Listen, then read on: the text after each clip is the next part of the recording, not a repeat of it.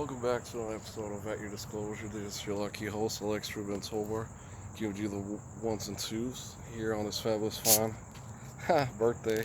Myself celebrating the big 3-7, the big, gonna take me a nice big chug. Just came here back from Reddy's, shake one. And unfortunately, they didn't have my still reserve, but at the same time, too, like I was telling my sister Natalie that, that's how it is when I roll out. Friggin', oh, that's him that did all that. You didn't get the reaction off the back, the subtle difference you didn't notice. It's almost like when you see an important person, I'm still following the road rules. At the same time, if it's someone as important as the president, I might give the right away.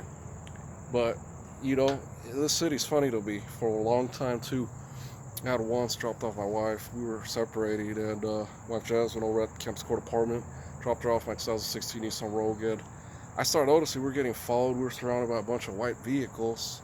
And I'm like, hey man, this isn't normal. This isn't natural. I get that response everywhere I go. A lot of people think that by owning my vehicle, 94 Nissan Sentra, GXC, Blue to friggin' the 97 Rodeo, the Zuzu, they feel that, oh, well, this is going to grant me a certain level of status. And it's ridiculous, man. You got to put in the work. Everyone's going to see right through you. You're not as transparent as me chugging this entire bottle of Old English. But just like Travis Bickle, Travis Scott, that's not me anymore. I told him once, hey man, they messed you, they messed with me. We'd write a line down, cross the line, then they're messing with me. That's not me anymore, that's what he had told me. And for good reason, once you get older, you start realizing your mortality, start feeling everything aches you. Worst thing about it, you can't trust people within your own quarters for the same simple fact that they're addicted. It's unfortunate the way that myth works. That when I was in Las Vegas, I had a couple of panhandlers that I would end up respecting for the simple fact that they're not disrespectful. And one of the things is this artist, we're at the Blockbuster on West End Fair, Charles Indicator, my rookie year, coincidentally, right next to the Peter Piper, next to the Blockbuster.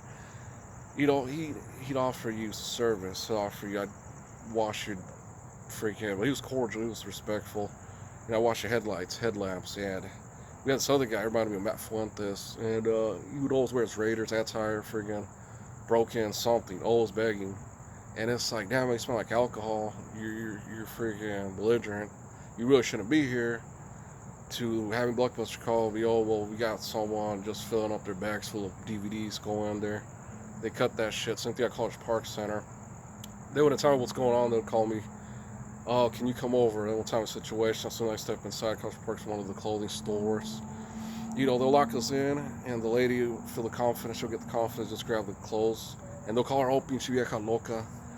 And, they knew better.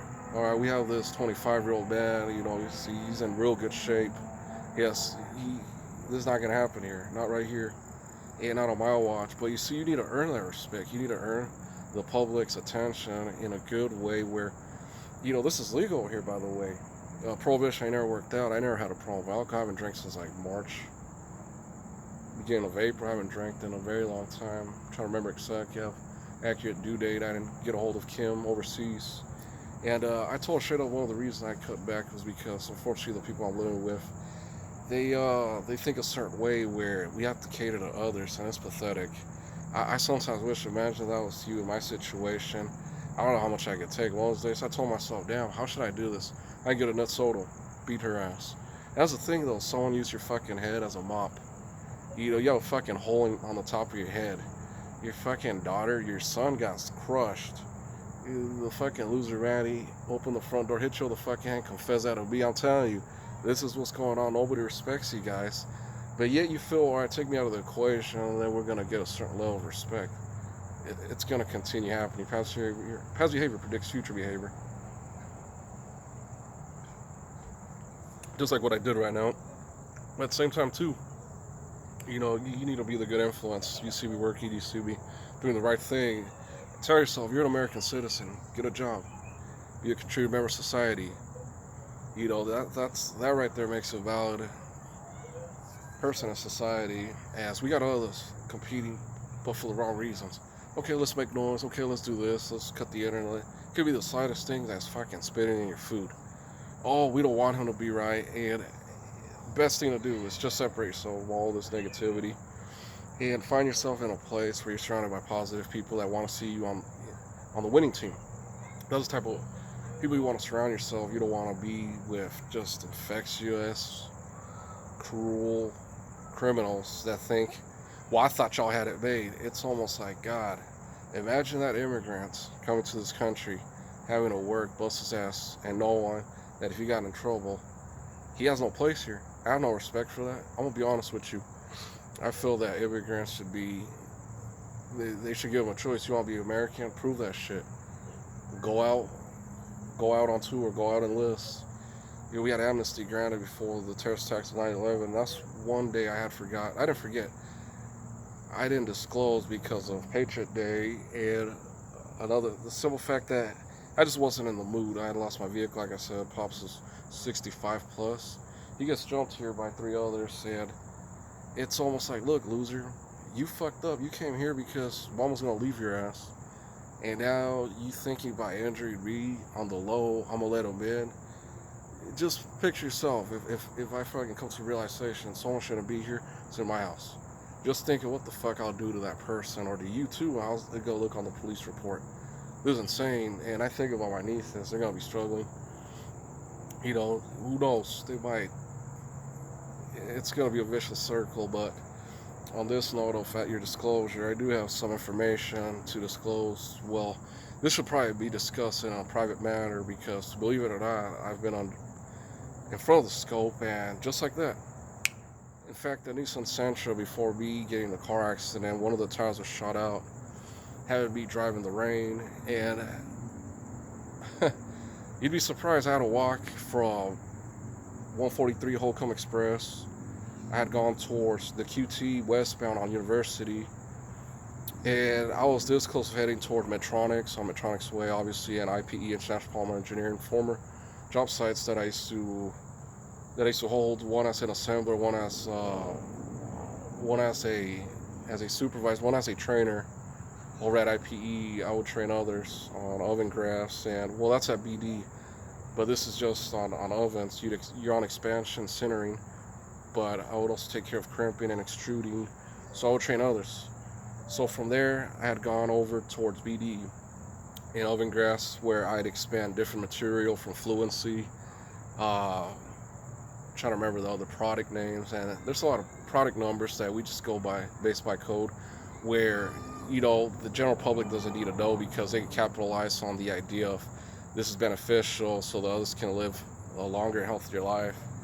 So with that being said, as assistant lead production manager, production supervisor at BD under Thomas Shire, I didn't work my ass off until they kept bringing in Chris Moreland. And then you wonder, hey man, fucking, is this necessary? This is some bullshit. I don't feel safe. I'm outnumbered. Mike Power throwing a fit, throwing the fucking extension off the tablet, and he bumped his head. And another thing I would expand to, this is crucial, is cardiovascular patches, CVPs. This is valid information. I could teach anyone how to run their own clean room. I could teach anyone expansion, crimping, extruding, compounding, and the amount I'm worth just from having all that knowledge right now, I could apply anywhere, and I'd get it like this. Clean record. My references verifies for me, except for one, Aaron Manor. I might need to change that. He used to be my best friend in the world.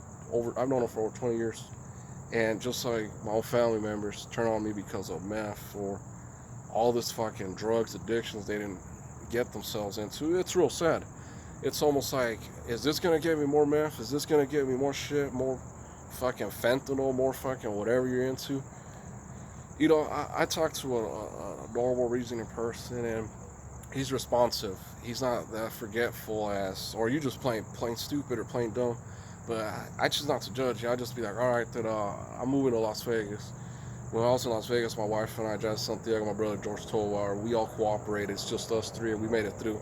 If they weren't working, at least they'll alternate cooking while I go stand post at banks for Bank of America's bank protection officer, being trained under the guidance of Earl Sarge Costello with the approval of Tim Wells and Bank Camp John Simo alongside Bank Rover Justin Chrisman. I remember the first time I met him, I had told my wife, oh, the bankroller's name is Justin Chrisman, and I accidentally called him Christmas. That's why I remember, and for the longest time I had to confuse it for Justin Loveridge.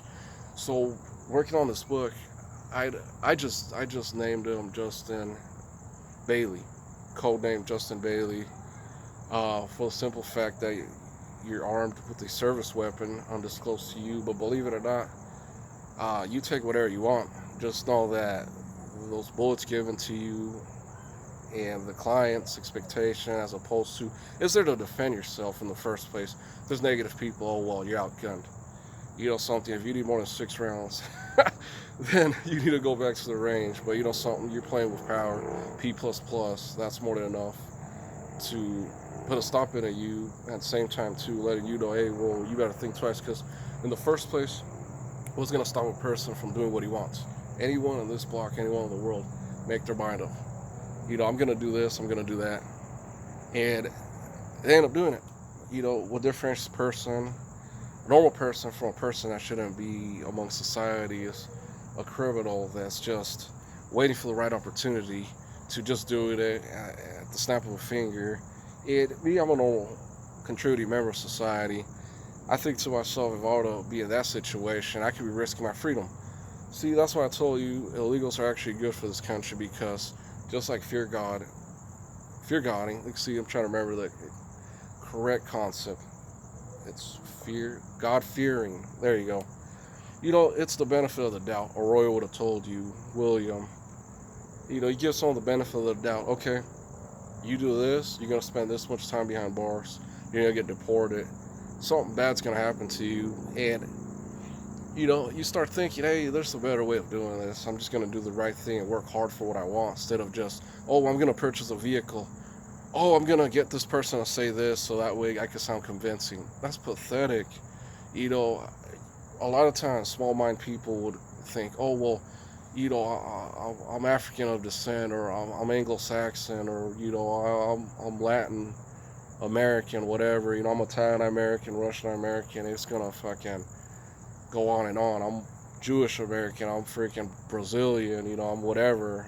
This whole fucking broad variety of choices. But at the end of the day, you gotta make your mind up. Hey, Mom, we got beautiful moms here. Aguas. Hey, Mom, ¿qué dice? Sí, ya trabajo mañana.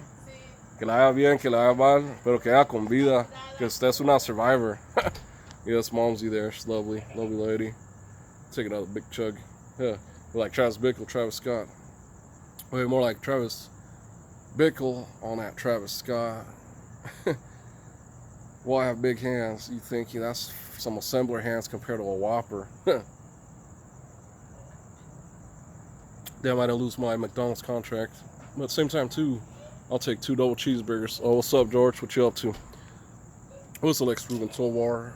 Part 3 of At Your Disclosure. BPO Attitude, brought to you by Fabulous Lincoln Fusion on that Fabulous Fine and birthday. Signing out.